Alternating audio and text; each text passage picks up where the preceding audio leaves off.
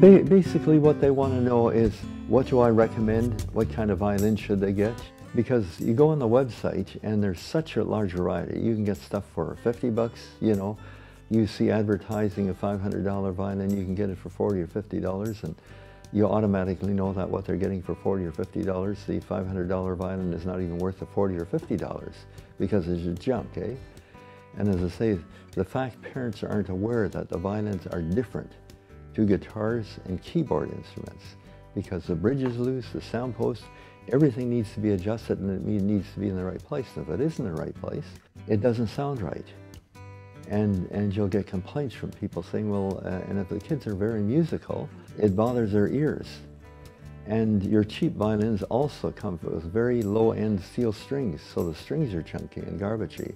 And on your cheap violins, whether the violin is more expensive or not, I always put on a professional string, because the violins are good. And I always say to the parents, if your child is musical or wants to learn, you want to make sure that when they play and have the violin under the ear, it doesn't bother them, because kids have much more sensitive ears than adults do.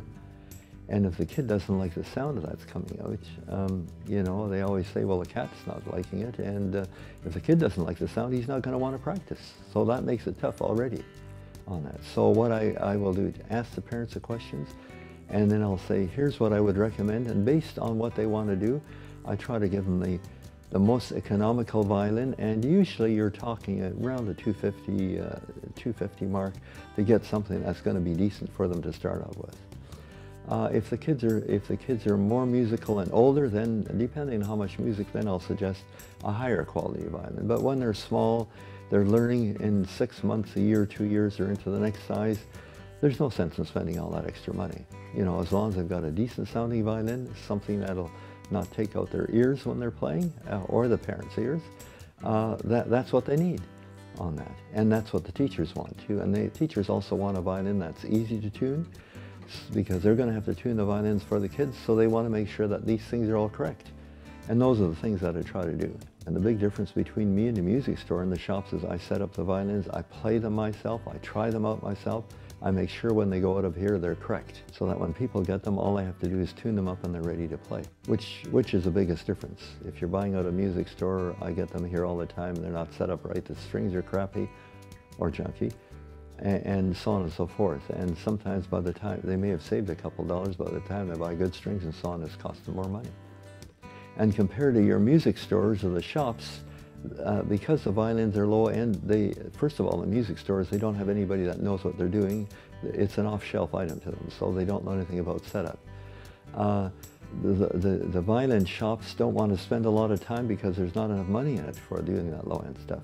So for me, to me, it's very important that whatever I send out is good, because I don't want to hear the people come back and say we don't like it. And if they occasionally I'll get one, well, it was the wrong violin or it's not what we wanted, I'll say, well, send it back, that's fine. And all it costs them is the cost of shipping back. So I try to do a good job for them. Having raised my own kids and having given them music lessons, I know what's needed. They can go on my website and just buy off the website if they do.